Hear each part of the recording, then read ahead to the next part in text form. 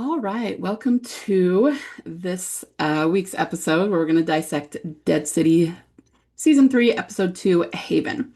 I actually did see a lot of callbacks to Beth. So, I mean, not any massive groundbreaking things, but a lot of callbacks. And we get a lot of the Statue of Liberty symbolism that we have talked about before because we saw it in the trailers. So let's just dive in. Okay, so we start looking at the Statue of Liberty. Um, and then, of course, we see the city. And then was actually in a lot of the trailers where it was a close up here and then it eventually turns sideways. And to me, that still suggests that things are about to go sideways, that things are about to get bad. And given that we are in the second episode of the season, that's actually a pretty good bet because clearly we're not almost done or anything, right? Now, of course, this fades into a blonde walker, which we could definitely see that as a Beth thing. But what we're seeing here is Maggie kills the walker, and they are basically digging through the rubble of the, exploded church, the cathedral, which that is an impressive amount of rubble right there. But they're obviously kind of in the aftermath of what happened in episode 1, where the Croat blew up the church, and they're picking up the pieces and trying to put together a community from it. So we go through this opening montage where Negan is just sitting here playing video games and eating popcorn in the bar while Maggie and Renata and everybody are building up their community. And we see them instituting this security system where, of course, they have, cameras and things on the roof and red lights, which tell them when somebody is passing by. And we'll get more into that. Now we see Maggie put up a picture, a great big picture frame in the window, which is actually blocking out the light from the window. But then we see these interesting drawings, and they are clearly callbacks to the original show. This is, Hilltop, and then we see this, which is clearly the prison. We've got the prison towers and when the prison went down, and that was season 4. Okay, so this is the Hilltop was a few seasons later, but this is clearly a callback to 408 when the prison gets bulldozed. So I thought that those were really interesting callbacks here that we see. And I don't know if we know who drew these pictures. I mean, it could be Herschel, but Herschel wouldn't remember any of this. So Maggie would have to be telling him what happened. So it's just interesting to see these, and especially because they don't give us any context with them. So there we go. We have the red lights, which is their warning system. Obviously, they have lots of guns. They have cameras. But they're putting together a really fun community, and it seems to be going well, right? That's what we're seeing here. Meanwhile, Dillard is doing karaoke, and Negan is still playing his video games over here. This shot is really interesting because we can see the stage here, which we didn't get a really clear shot of in the last episode. So this feels like a foreshadow to what we've seen of the scenes where Emily is in it. And, like that she might actually be performing on stage. So I'm kind of seeing this as a foreshadow because he's singing karaoke and there's a stage and all of that. Meanwhile, of course, Negan is still in the background looking like this, being kind of a goofball. Of course, we have the green star glasses. Interesting choice. We have this fur, which is actually a little bit reminiscent to me of Leah. I mean, not a lot, but she wore like fox fur kind of stuff. So it's kind of interesting, these choices, and I'm sure that there is, intent and symbolism behind them, but I'm just not going to go too overboard in analyzing them. So then we have Herschel playing with a walker arm to learn anatomy, which is really kind of interesting. We've got these medical scissors here, which we could see as a callback to Coda. And of course, he's messing around with this, and naturally he has to flip the bird because he's a teenager and thinks that's funny. But this is actually a really smart way to learn anatomy, honestly. I mean, they have so many cadavers around, right, or potential cadavers. And I did think this was funny that she said thank you for using a drop cloth instead of the tablecloth. So clearly he came and put this right on the table the last time he did it, and she didn't like that too much. So they're having a bon voyage party for Armstrong, who's leaving to go back to New Babylon and his family. We have a conversation between him and Maggie where she doesn't really want him to go. She wishes he would stay. She gives him coffee beans. Coffee is a symbol we've definitely seen before. I always go back to Paula and Carol, who were in season 6, excuse me, the same boat where they talked about, the analogy of putting the carrot and the egg in the water, but the coffee was what changed the water itself. And I feel like this, could be part of that symbolism as well. So He says, I get it. There's an I get it line there, but really she's just talking about how she wishes he would stay. And he says he wonders what she was like before all this, but now he knows. And he says that he won't tell anyone. He'll tell them he was in Boston and that's where he got the coffee from. But they're, it's a friendly exchange here. They've come to be friends. And then the red light goes on because people are near their hospital where they live. So the red lights just go on whenever there are people in the street walking by. And usually what they do is they hide. They turn off all their power until they can see what the threat is. And Negan and Dillard are in on this. Excuse me. So when the red light goes on, they turn off the jukebox and, look out the window. And this is the two men that we saw in the previous episode who work for the Dama. They're just walking by in the street. So as you can see, Maggie is listening to them and realizing that they're scavenging for food, but also that they still work for the Dama. And so we also have this whole other thing where, of course, Dillard says that he can understand the walkers and talk to them, which honestly I'm still not sure about Dillard. He seems like a nice guy and I like him, but this still seems like a little bit of a red flag to me. It gets a little better in this episode later on, but this feels like a callback to Lizzie to me, that he just almost thinks that the walkers are human. And as I said before, this really could just be a way that he coped because he was alone for so long, which is completely understandable. But, we don't know exactly what he's going to end up being. But clearly, Negan is a little bit annoyed that he keeps pretending that he can talk to the walkers and keeps asking him to stop. So Maggie radios Negan and tells him that the Dama's men are there, that they work for the Dama. And he says, the Dama eats? I thought she just sucked blood. Dillard doesn't know who the Dama is, so clearly Negan has not told him about that, but he says, they're going to basically go get the Dama. And this is funny, we have a reference to Negan's family, Annie and Joshua, his son, and this is just funny because me and my fellow theorists were talking about this just like yesterday, about his family and whether they're going to deal with his family at all. Last season, we saw them be brought to Manhattan, but they were just on the pier. And it was because the Dama was using them as, to manipulate Negan. But then they went back, as far as we know, across the river, and we haven't really seen them since. So we don't really know where they are, but they may be nearby still. And so it was just interesting. I mean, it's not anything big that really impacts the episode, but he mentions them here. Armstrong is kind of needling him about not wanting to be around his family, but Negan says the sad truth is Annie and Joshua are better off without me, and the happy truth is I'm better off without them. So it's just a mention, but it also could be a foreshadow of seeing more of his family, because, why mention them if we're not going to do anything with them later on? It's a whole Chekhov's gun sort of situation. But really we've got Maggie and Armstrong that are subtly or not so subtly, kind of trying to get Negan to get off his butt and do something, right? And she says, "Oh yeah, you're better without them living in a bar that smells like rotting flesh. You're living the high life here, So they're kind of trying to influence him to do things. All right, so they're following these two guys that work for the Dama, and they go into this theater. We might notice here the red and the yellow and the bikes that are all around, which honestly, this reminds me a lot of. I guess it was consumed, but in the Beth arc, when Carol and Daryl were following the cop car and they stopped on a city street like this to move bikes out of the way. That's like what this shot reminds me of. So it could be a callback to that.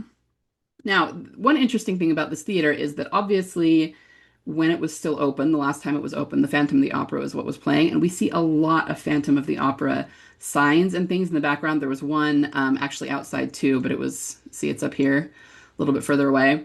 But we just see a lot of it, and the camera kind of focuses on it. There's one here. I don't think I got a picture of it as they walk away as well. I'm not sure what that points to, but obviously, we know that they put things in the background on purpose, and that could be a lot of things. I mean, there's toxic romance in the Phantom of the Opera. There's somebody who's wearing a mask. There's all kinds of things that could point to, but I do think that is put there intentionally. I mean, they could put any Broadway play they wanted here, right? It could be Les Mis, it could be Rent, it could be Cats, and they went with Phantom of the Opera, and there's probably a reason for that. So just kind of something to pay attention to. So they go into this theater, which is really kind of interesting looking. I actually really like this. This is fun. You've got like this greenery growing in the seats, or has that been put there on purpose as though the plants are the audience or something? It's interesting. And then of course the stage is all made up, and you've got all this greenery hanging down. So this is a really fun set. Um, so we have this painting. I do think this painting is actually very symbolic, and Negan's going to look at it more closely later on. But we have this whole, just showing Negan's 13-year-old humor here that he believes they are boobies, or at least that's what he's saying. The two hills tops of kinship. And like I said, I think that this is important. The only thing I would say right now is that, I mean, these almost look like barns, and we've got sort of this dark square here, and this one doesn't have that. So it feels like this could be the back of this building, but also there's kind of a darkness there. And we get that in other places in the painting as well, but I'll wait to go over that because Negan's going to examine it more later. Um, anyway, so this is clearly a trap for Negan and Maggie. And we have these two men, but then the Dama starts talking, the kind of this disembodied voice, and they can't figure out where she's coming from. And she's quoting, I'm not even sure what she's quoting. I'm sure we could look it up. It might be Shakespeare, it might be something else. But then she says, you stopped Herschel, you didn't stop me. And then all these other guys come out, and Maggie and Armstrong and Negan are begging them, not to do this. We will shoot you if you come at us, basically. And then, of course, they do. And so they have to kill everybody except for the one guy on the stage. Negan says that was stupid, and she tells him to go, and he actually does. He's nervous, and you can tell he's doing what the Dama says, but he's really shaky about it. So he doesn't seem like he's some evil guy like her. He's just, doing her bidding because she's willing to feed him and help him. But then they finally see where she is. She tries to kill them with a chandelier, but they get out of the way, and Negan does get a piece of glass stuck in his leg. Ouch. And the Dama tries to run, but this walker comes in the door and comes at her. I tried to get a picture of this walker. As you can see, it's really blurry because he's moving, but I do believe he's missing an eye here. So this is actually a serious walker, which is interesting. Maggie kills the walker. She says Maggie is selfish because Herschel was going to shape the future of the city, and she's going to see him again. When I do, he'll understand the error of his ways. And so Negan says she needs to die, but Maggie stops him from killing the Dama here. So then we go back to the hospital. Again, hospital, always a obvious Beth symbol, right? And they have the Dama in a cage. And this is very much, it feels almost like a replay of Negan, because at the end, at the end of All Out War, they didn't kill him. They put him in a cage instead. But I could kind of tell, I was going, I don't think, I don't feel like this is long term. I think they're really trying hard to get rid of the Dama here. They're just doing it in a way that, plays out throughout the episode. So she asks for the Croat, and Maggie tells her that he's dead. Why haven't you killed me yet? I think I did underestimate you. And she says maybe you're the reason that Herschel is the way he is. But she has this, this plan, this vision for the city being restored. I had a vision, I have knowledge. And Maggie's really not giving her the time of day, right? Meanwhile, Luis wants Herschel to stitch up Negan. One breath, one motion. It's just skin. So Negan is, being Negan, just kind of needling Herschel a little bit. And Maggie is also kind of, there's a little bit of banter going on here. And this is kind of interesting. Negan says, I've saved your life several times. Why are you scared of me? And then Herschel just says something like, well, why wouldn't anyone be wary, at least, of the guy who just sits around playing video games? And Negan realizes that Herschel doesn't know that the Dama's downstairs. So Negan does finally tell him, I keep calling Maggie Negan, good heavens. Maggie finally tells Herschel that they captured the Dama and she's downstairs. She's never going to hurt you. There's no need to be afraid. And then Herschel talks to her about how he would have wanted to kill her. And she says, well, everybody wanted that. And he says, I don't know if I could have. Sometimes I worry that when it's my turn to kill a person, I won't be able to do it. Which is a very Glenn-like quality, right? So then they have this whole discussion about what to do with the Dama. What are our options? Either we kill her or we keep her alive, which uses resources. And Maggie says we could try to rehabilitate her. And Renata says, well, have you ever actually seen that work? And Maggie says, yeah, I have, because it worked for Negan. But there's this talk of resources, which is kind of a callback to Grady, and they're really just talking, realistically here, what it's going to take. Not just food, but also guards, right? And I had to laugh at this part. I laughed several times during this episode, usually just because of Negan's, goofiness. But She says if they kill her, then we're going to lose the values we built the community on, which he calls BS on in a very Negan-like way. Um, and he says, look, if the values of this community are keeping a murderer around, then best of luck to you. And she says, you've killed innocent people. Should we just kill you? And he said, yeah. See, the issue here is I'm not in your community. And he's saying he's not somebody who really cares about other people, right? Um, all of his humor just was making me laugh. But he's just very much of the persuasion that you have to kill people to survive. I mean, that's really what it comes down to. And Maggie and Renata, I mean, they're more than willing to kill people if they're bad people, who are coming to harm their people or their community, but they don't want that to be the default. And Negan basically thinks that it should be. So you can't save people unless you're willing to do the most brutal shit imaginable to keep it, and that, my friend, ain't you. And she says you are right. Anyway, so then her brother comes to say that the Dama is not eating. She's on a hunger strike, and she is going to end up starving to death. So, she may not be a problem for much longer. And then Maggie says maybe we let her make the decision. Why let her starve to death if she just wants to die? We could make it faster than that, right? Which is going to lead into like the biggest Beth callback that I saw here, but we'll get to it in time.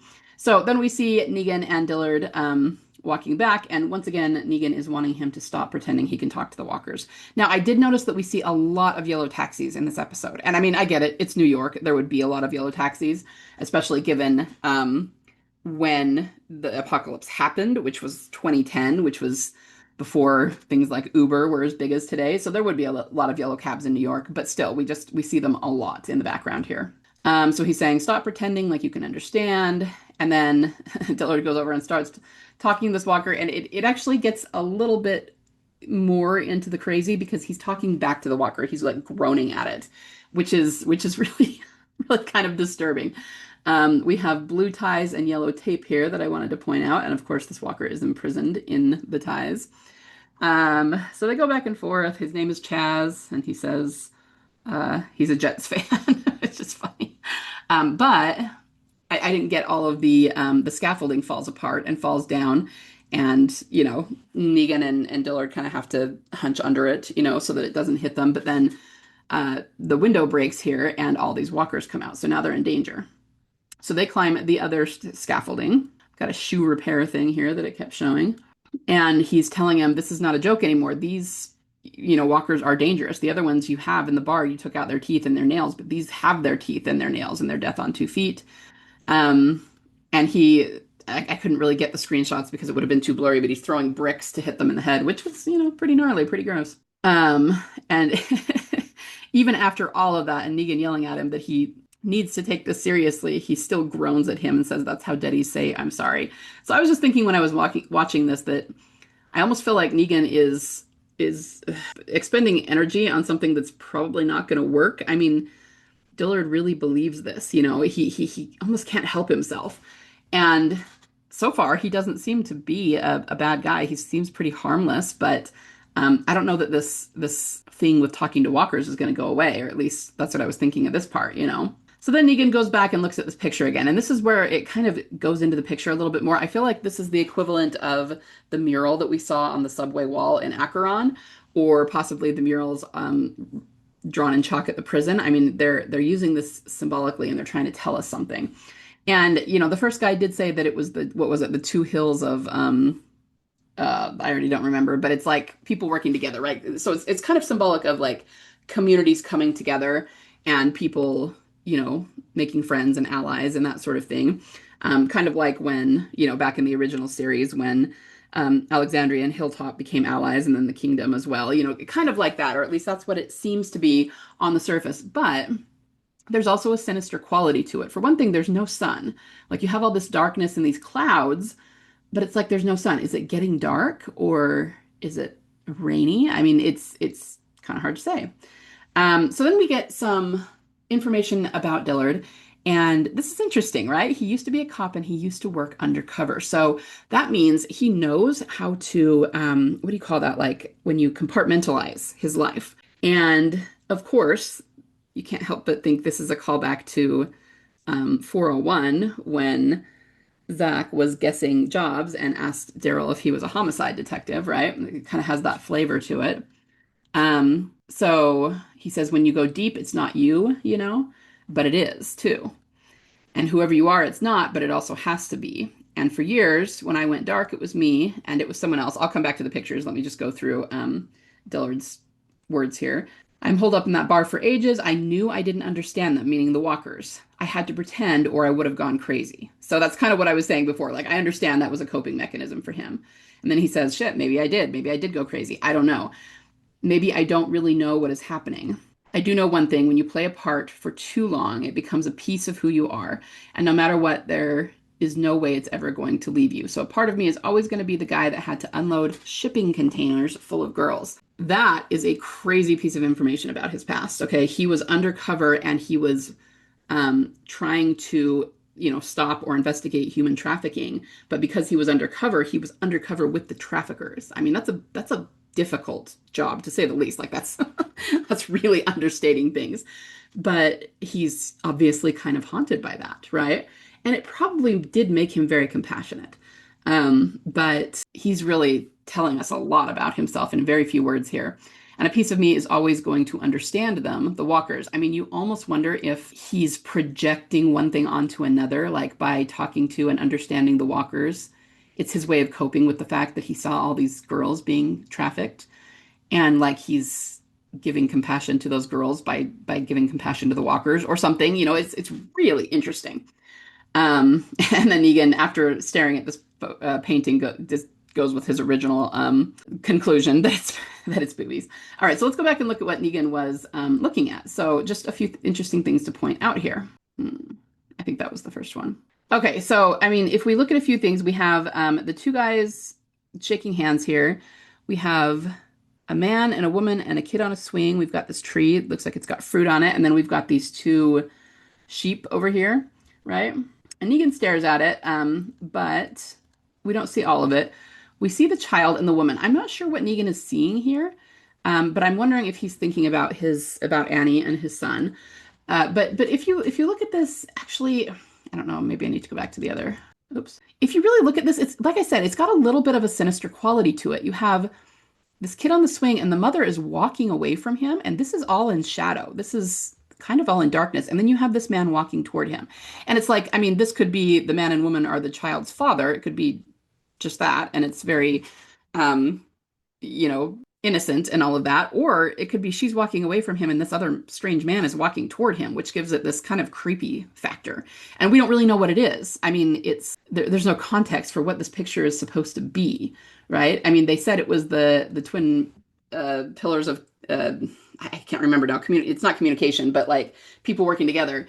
But it's like there's very little in this painting. It's not like there's a lot of people or you see big civilizations. I mean, obviously the barns or the houses, whatever these are meant to be, and the sheep. I mean, they represent that. But this is a very sparse painting. So we have him looking at the woman and the child. Like I said, like maybe he's thinking about Annie and Joshua there, especially because we already had a reference for them. But he specifically looks at this man who is walking toward the child. And so I can't help but wonder if this is a foreshadow of some kind.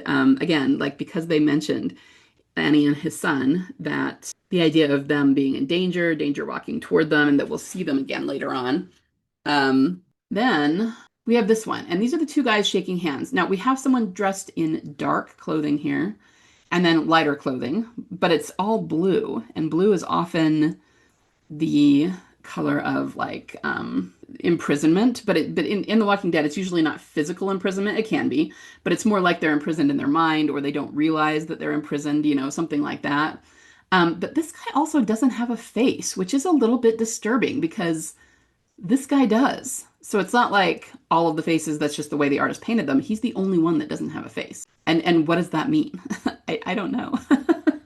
But like I said, this painting has a sinister quality to it, and we don't really know exactly what it means. So it's something we'll have to keep an eye on. But the fact that they focus on it, that we know they put things like this in there, it definitely means something. So we'll just have to keep looking at it and see. Look, then he really hones in on the fact that this guy does not have a face, and that's kind of disturbing, All right, so then we get the rest of Dillard's speech here. Maggie comes to see the Dama. She says, "I'm not eating." Okay, tell me that this is not a callback to season 2 and Beth in her suicide arc. In that case, of course, they didn't want her to commit suicide. She was trying to, and they were trying to stop her, and it's kind of flipped here. But she did that, or tried to do that, originally by taking the knife. It was like a steak knife off the tray. Remember, she took it, and Lori went back in looking for it. So, I mean, like I said, things are obviously flipped here. The Dama is evil where Beth was not. Maggie is almost inviting her to commit suicide rather than starve to death, which was the opposite with Beth. But still, this is a huge callback to that. And this is the one that really jumped out at me as being a big callback to a Beth arc. And the outcome is even the opposite, right? Like equal but opposite, because obviously Beth lived in season 2 with her suicide arc. And the Dama does not here, but that is actually not by her choice, which we will see. I stood across from Negan when he was in a cell, and I didn't. Let's see, I'm missing some of the conversation here. She says, I'm not going to kill you, and I don't want you to suffer, but you aren't getting out of here. You can share the things that you know. You can try to make up for what you've done, or don't. There's the knife. So they're giving her the option here. So then, despite what I was thinking earlier, that maybe Jimmy, or I mean, I always want to call him Jimmy because that's his real name, Dillard, is not going to change when it comes to the walkers. He actually kind of does here. He says he put them in his room because he needed a break, and he thinks he'll be better if they're not down in the bar with him so much. So, yeah, we're seeing him. So in other words, what happened with the walkers and when Negan was yelling at him, it had an impact on him. And, I think he's realizing that maybe he really did need the walkers when he was alone, but he's not alone now. So maybe he doesn't need them anymore. And that is moving in a positive direction for him. So, good for him. Then he says, will you show me how to play the video games? I'm probably not going to read what they say because there's a whole lot of trash talk here. But it was kind of a funny thing to see them playing the video games together. And then Maggie comes to talk to him, and she wants to know why he stayed. And when he starts being flippant, she gets really mad at him. She says that she does want to kill the Dama. And he says, all right, why are you telling me? And she says, you're the only one who understands. And this is where he gives her a drink, which, you can't help but think this is a callback to Beth and Daryl drinking. I don't think I got it here, but when Maggie even takes the drink, she kind of winces because it's really strong. So even that, it feels like a callback to Still, right? Then she talks about how this place is special and they've got lots of stuff and they're not starting from zero. And again, she just wants him to come into the community and help her. And she tries to say that, we didn't kill you. And he says, well, maybe I'm just an extra special case. And she says, no, you aren't. And he says, you're looking to play the keep people alive game. I played it myself many times. That game is rigged. In order to keep people alive, you have to kill a whole bunch of other people. Sooner or later, you're going to kill the wrong person and get all spun out. And then you can't kill the right person. It's easier to steer clear. And, it's just interesting that Negan kind of lays out his whole philosophy here. And then what's really interesting, I think it's later. So this is it. You could build something. And he says it's the sandcastle in a hurricane. So he's just in that mindset of every time they try to build something, eventually it gets torn down, it gets ruined, walkers come, people come. And I kind of can't blame him for feeling that way. I mean, because that's his experience of it. It's most people's experience of it. And it's certainly not hopeful. We want them to be more hopeful than that, but it's understandable given everything. She says, you don't think you could do something for people after everything you've done. And this is what's interesting to me right here. Everything I have done was trying to help people. So even when he killed Glenn, even when he made war on them, in the regular series, he really thought he was helping his people. And that's just interesting, right? And then, of course, it never went well. So I'm done doing. And then she says, that day with the Croat, I went through something. I thought you did too. And she gets really mad at him and says, I understand why him, meaning Dillard, let you stick around because you're just as dead as his friends. And just as Negan influenced Dillard, now Maggie does influence Negan here. That disturbs him a little bit. Oh, and then there's a frog out. He says, who let you out, fella? I don't know what this is leading to. They don't really follow up on the frog thing. But we know that frogs are, we had dead frogs in in 510, right? And so we've always seen them as kind of a Beth symbol, especially because frogs go through transformations.